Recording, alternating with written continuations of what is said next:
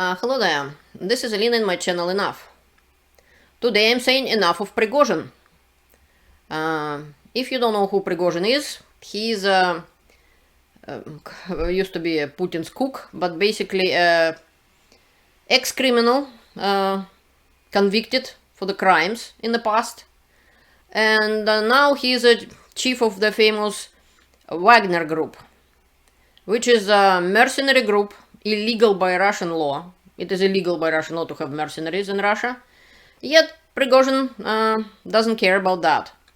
Today we're gonna talk about shocking rumors about Prigozhin. I can't call it shocking truth because I don't use the information which is not 100% confirmed or at least a lot confirmed to say it's a truth and stuff like that. But it's a serious accusations in many ways, and it can affect Russia. It can affect a lot of people, include Russian President Vladimir Putin. But so today we're gonna talk about one of the inmates who was claimed to be in prison with Prigozhin, claims that Prigozhin was raped in prison, and in a little bit I explained what does that mean, and that person personally did it, and lots of other people. So it's a big deal, and I explain you why it is a big deal. But that's not the only shocking rumors we're gonna talk about today. There is information about ЧВК Wagner or Wagner Group, which is mercenaries. Prigozhin is a owner and leader basically of that group. That they are recruiting African so-called Black Russians. They're recruiting people from jails in Africa, in Central African Republic, basically rapists and murderers who were locked up in African jails. They recruited them just like they recruited Russian people from Russian jails to fight in the war in Ukraine. So these are the topics we're gonna discuss today. First of all, a little bit more about Prigozhin himself. And this is information in Wikipedia, if you saw about Prigozhin in here. He has a lot of investigations done by Bellingcat, by The Insider, by Der Spiegel, and so on. So he well investigated, and lots of stuff known about him. And basically, Prigozhin, his companies, they are criminals, and they under sanctions from some countries and so on, and they face criminal charges in the United States and so on. So let's see. Talking about Prigozhin's early life, they saying that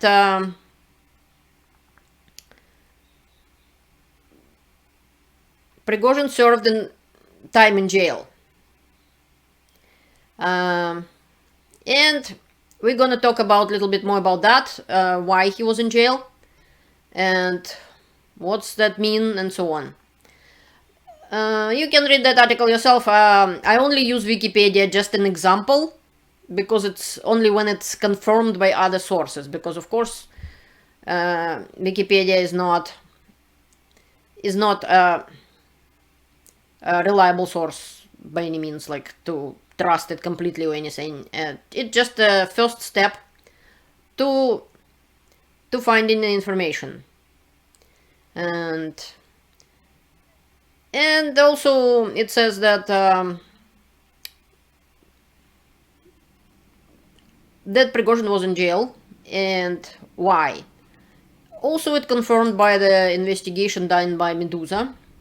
This article said why in 1981 in USSR Yevgeny Prigozhin was charged, and Yevgeny Prigozhin is the man, as the article says, the whole world knowing it like a Putin's cook, and they publish in the text of the court document as well. It was done in 2021, that research. They actually apologized that they not quite completely, in the first place, said charges against Prigozhin. But basically, he was charged twice. One of the charges was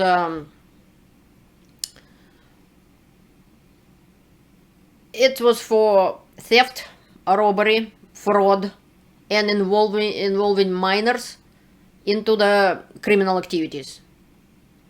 In some information, you can see that it was involving minors in the prostitution or something like that, but that's not true, as proven by Medusa. It's just the involving minors in criminal activities, not the prostitution.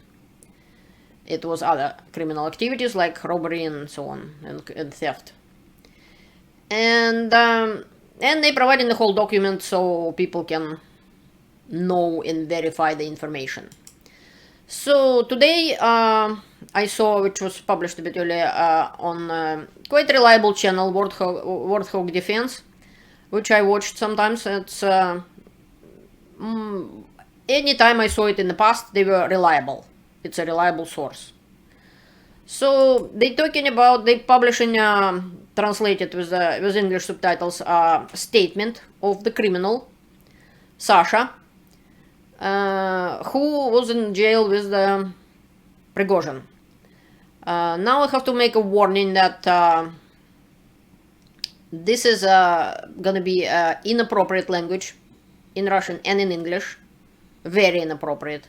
But since I'm not making my videos for children or people or minors, but it's up to you to continue watching it or not. So later on I explain you a little bit more stuff about this man, like why he's posing shirtless. It's because he wanted to demonstrate his tattoos, which mean a lot in criminal hierarchy.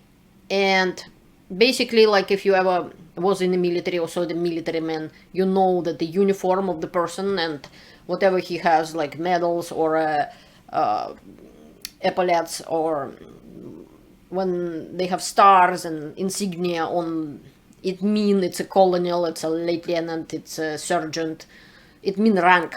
So is prison, tattoos in Russian prison and Soviet prisons as well, they have a meaning, exact meaning of something. And that is why he is demonstrating it, to prove who he is. I tried to research and investigate tattoos and his tattoos, but there are so many of them, and they have different meanings, depends on what part of the body they are, how they look, and this and that, and I couldn't have a quite good look on the guy to know for sure that this tattoo is proving that he is the criminal authority.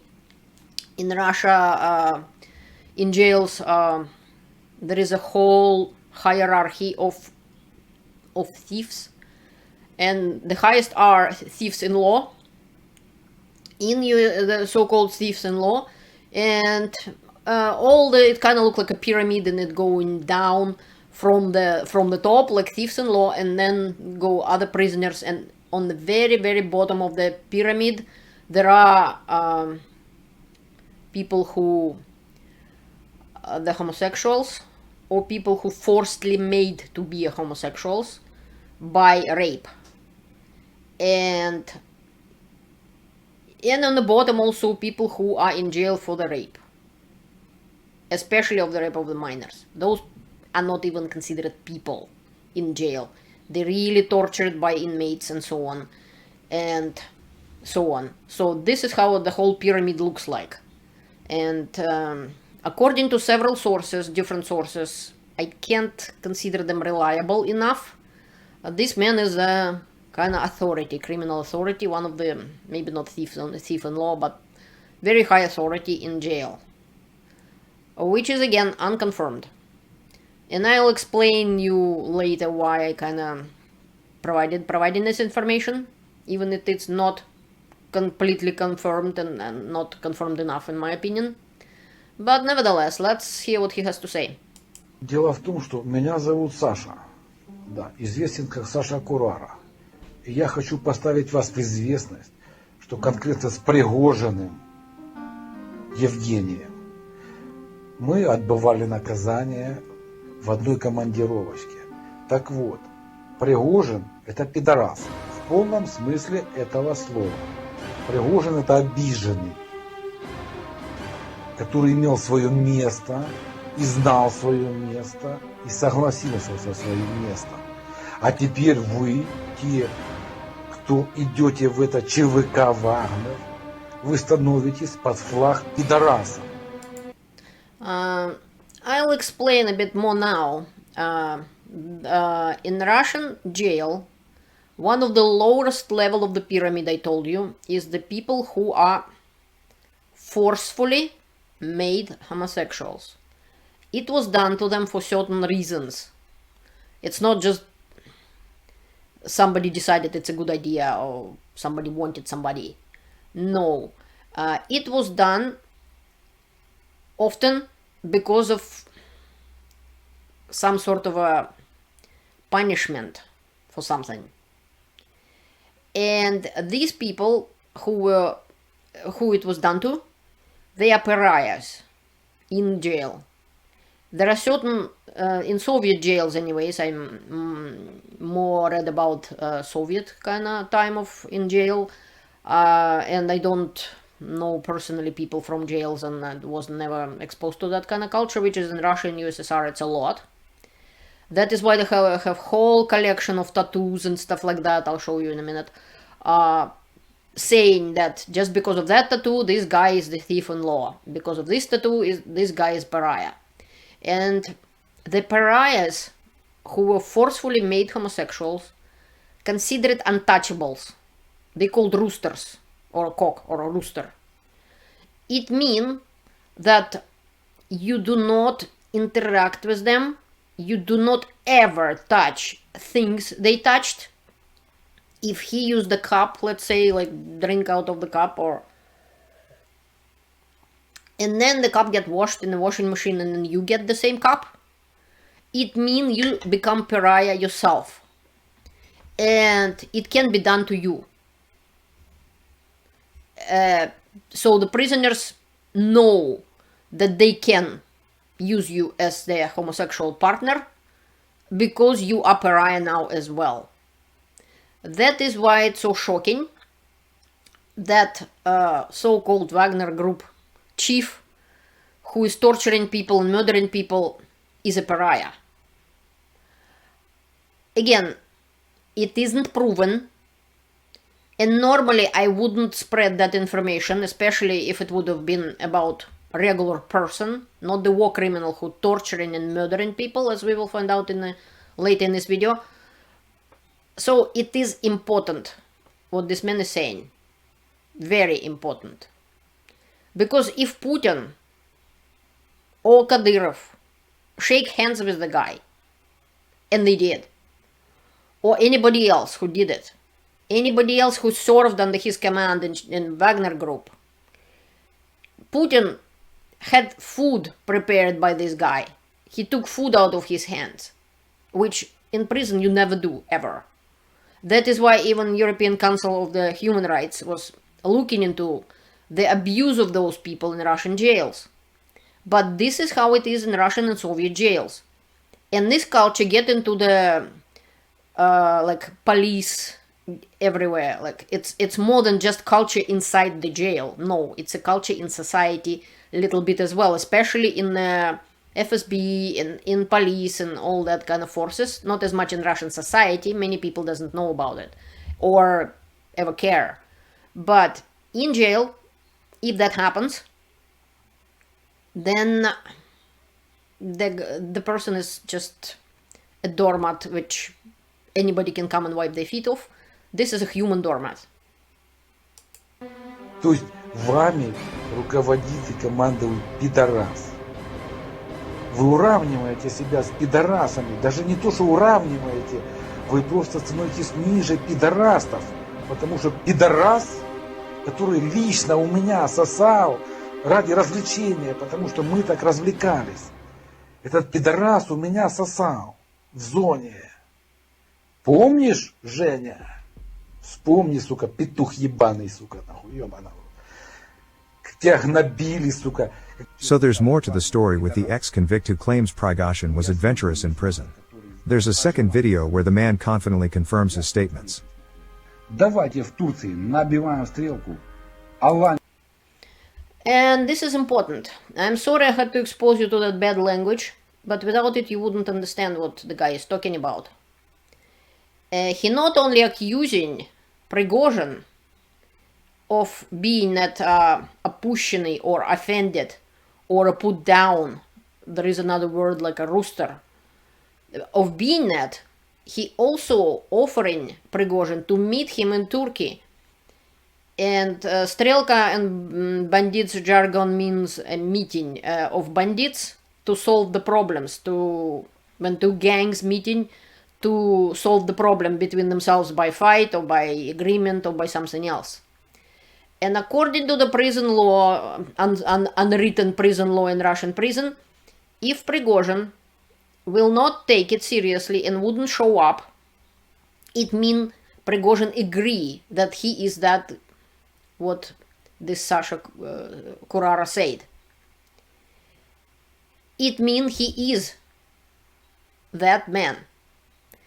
It means that anybody who shake hands with him, who ate with him, who sit with him at the same table, who dealt with him, are the same.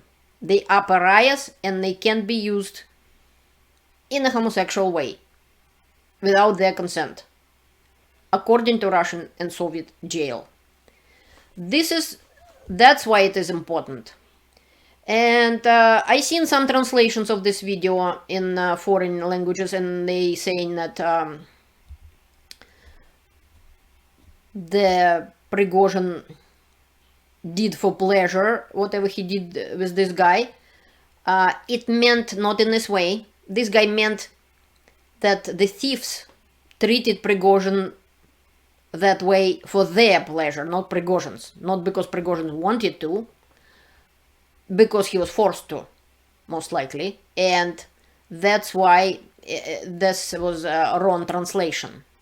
I'm translating it knowing the culture that this guy did it to Prigozhin personally and for his pleasure, for fun. That's what they do with people like those roosters. That's what they do with them.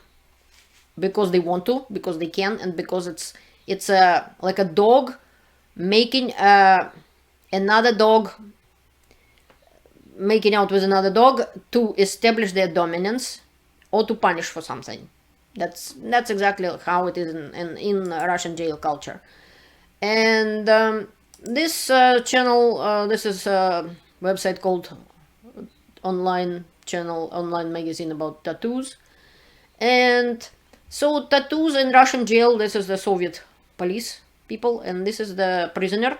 As you can see, they very elaborate could be, and many things mean lots of things. Like I heard that the church with a whole bunch of heads, Russian church, or Orthodox church, it means as many heads the church has, that as many times that person has been in jail. I may be wrong because I'm not a specialist in tattoos, but there are lots of them. There are different crosses mean different things. There are stars on the shoulders mean a thief-in-law. So basically the body of the prisoner is, and his tattoos, it's like a map of his life in prison. This is interesting article in Radio Liberty, which talking more about Prigozhin and not just him.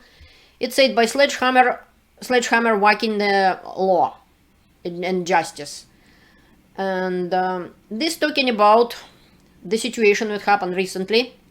You probably heard of that. It's called sledgehammer again instead of the law. This man, Nuzhin, he was a former Wagner group man who was recruited in Russian jail, and he ended up in Ukraine. Перешел на сторону Украины. Затем его показывают в темном помещении.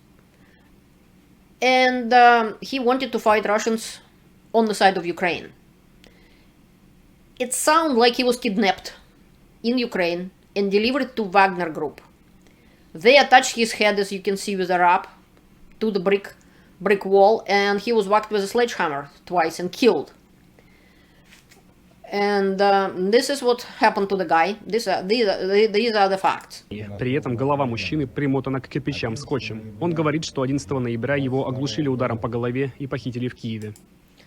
And that's what Prigozhin said on that. The comment of Prigozhin at first was saying, well, it looks like that the man who get whacked by the sledgehammer in the show, he didn't find his happiness in Ukraine and met unkind but just people. It seems to me that that movie should be called For the Dog, supposed to be Dog's Death. Excellent editing job and director's job. I can just take my breath away to watch it. I hope during the movie, making the video, no animal was harmed. So on the video, they killing person by sledgehammer, and Prigozhin kind of being that cocky, saying that, yeah, I hope animals wasn't hurt, and this person, well, he deserved it. The Russian saying, dog's death for the dog, it means somebody get what they deserve. Later he kind of adjusted it a little bit and saying, oh, we should verify where the video came from, we're not sure, and so on. But that was his first reaction. He was cocky and he was supporting it. And later on, this is what happened. По словам Ермака, на родину вернулись 22 нацгвардейца, 8 пограничников. Хочет передать Европарламенту окровавленную кувалду. Prigozhin planning to give to European Parliament the sledgehammer with the blood on it. Таким образом, создатель частной военной компании «Вагнер» отреагировал на намерение Европарламента признания ЧВК террористической организацией. That was his reaction when European Parliament was saying that Russia is a state terrorist and state supporting terrorism, and Wagner Group is a terrorist organization. В сети появилось видео того, что планирует передать. There is a video with a fake blood on it, which Prigozhin was supposed to... he gave it to some channel in Europe, and they were supposed to send it to European Parliament. So he's cocky and he doesn't afraid of anything. He thinks he's doing whatever he wants.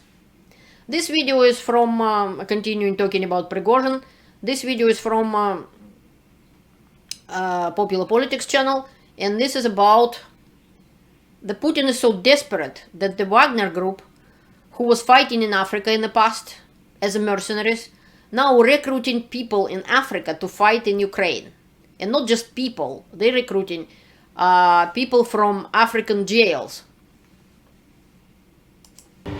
Итак, ЧВК Вагнера начала вербовать содержащихся в тюрьмах Центральноафриканской Республики заключенных. Вот они. Для участия в военных действиях в других регионах, в том числе... He is talking about that Wagner Group started to recruiting prisoners to fight in Ukraine and other regions, and they recruiting people from jail. I went to the original article. It's done by Daily Beast, which is, as far as I investigated, sound like a high level of tabloid, basically. So the article called Putin's prison recruiting scheme take a big desperate turn. Russian efforts to recruit accused rapists and murderers for Vladimir Putin's flouting war is now going global. Two insiders revealed to the Daily Beast. And this is where the articles come from Nigeria, for instance, and it sounds like they freeing hardened rebels held in jail cells in the Central African Republic and deploying them overseas, including Ukraine and Eastern Donbass region. Those people was in custody for crimes like rape and murder, and they considered to be, by many, considered to be terrorists because of their unlawful use of violence and intimidation against civilians and armed forces in the pursuit of political aims, according to the article.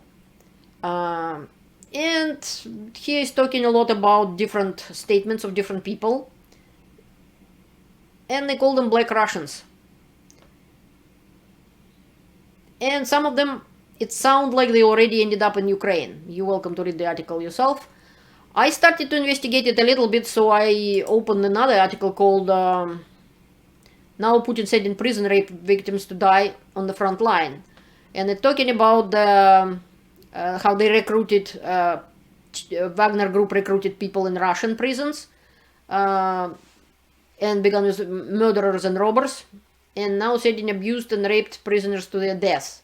Those prisoners kind of like the man in the beginning of this video, Sasha, was saying about Prigozhin himself. So,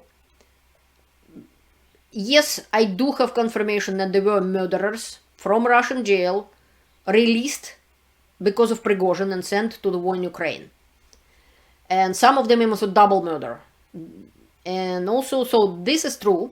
I read that article and it sounds legit, because I do have information from other sources confirming that yes, there were Russian prisoners and especially murderers sent to the war in Ukraine. And right now they used as a cannon fodder. On the first line going the prisoners, on the second line is going mobilized people, and on the third line would be Wagner group and or some more experienced fighters who gonna shoot the first and second line if they retreat. And so it was done in Russian jail. That's why I'm saying that there is no law in Russia now, because Prigozhin basically came by helicopter into jail and grabbed people who he wanted to go to the war, and even forced people who doesn't want it.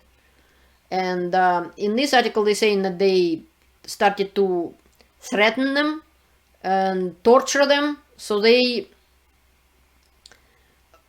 decided that better go to the war in Ukraine. And article claims that prisoners in the Wagner mercenary army have no chance to survive. The chained are dying as they were pushed through the meat grinder. And they quoting Olga Romanova, the founder of Russian Behind the Bars group of independent prison observers, and she told it to the Daily Beast. And I know Olga Romanova, and I saw several interviews with her, quite a few. She definitely who they say she is, and that's exactly what she says in different other more reliable sources, let's say. Also, there is an interesting article in here that Russian secret recruits allegedly abandoned, starving, and missing in action. At secret recruits which they hiding, and they missing in action in many places. And also they saying that there were people from Central African Republic, which is unconfirmed. There is information that they are already in Ukraine and already fighting. So far I find only BBC story about Nigerian volunteer which is actually fighting for Ukraine, but there is information in this article as well that it says last Friday Russian Defense Minister Sergei Shoigu said that over 16,000 fighters from the Middle East has volunteered to fight with the Russian army. It is not clear if this includes any from North Africa. So there is no definite confirmation of that there are already African citizens from the African countries fighting in Ukraine. But according to Daily Beast, there is a lot of information that some of them already out of jail and they disappeared. And some of them sound like they are in Ukraine, but I don't have confirmation of that. So nevertheless, the point is, if Prigozhin committing war crimes, even Wagner group committing war crimes by the very existence, it's committing crime against, by the very existence it's committing crime against Russian law. It's illegal to be mercenaries in Russia. They do and they did commit crimes, and they were killing people with sledgehammer in Syria and documented it themselves. Some of them, one video they made it public when they were wearing masks, and then they did videos for themselves without wearing masks, just for their personal pleasure and entertainment, and those videos were leaked as well. And so the point is, Wagner group committing crimes, Prigozhin committing crimes, Putin committing crimes, and I don't care for their reputation. No matter is the accusation of that Sasha Kurara is true or not, which we don't know that, and there is no proof of that, but the existence of the video is real. It's been published in many places. So no matter true or not, Prigozhin has to respond on this. This is what he is from the prison, he was imprisoned, and this is his culture. And if he doesn't, it means he agrees with what Kurara said. And that means in Russia, huge loss for the Prigozhin himself, his Wagner group, Putin, Kadyrov, and everybody who was ever associated with Prigozhin sit with him at the same table or share the food or drinks. I had the information and some unconfirmed information that some people speculating, and that maybe some FSB leaked it just because they don't like the rise of the Prigozhin and his Wagner group, and they doing it on purpose and stuff like that to stop Prigozhin from rising to power and so on, and Putin might not like it, but it damaging Putin really badly through Prigozhin. They didn't think it's true if they did it, which I doubt, and many of them were involved personally with Prigozhin and seen with him and the same pictures and videos and stuff like that, so it's gonna damage their reputation as well. So whoever leaked it and whoever posted it, if that gentleman even really was in jail with Prigozhin, I don't know. But it's bad for Prigozhin and bad for Putin. It's good for Russian people if they will be out of power, and it's good for Ukrainian people because the war in Ukraine most likely will stop if Putin will be out of power. So whatever damaging Putin's regime is a good thing. Thank you for your attention. Sorry for such a rude information I provided for you today. And have a great evening or a day. See you later.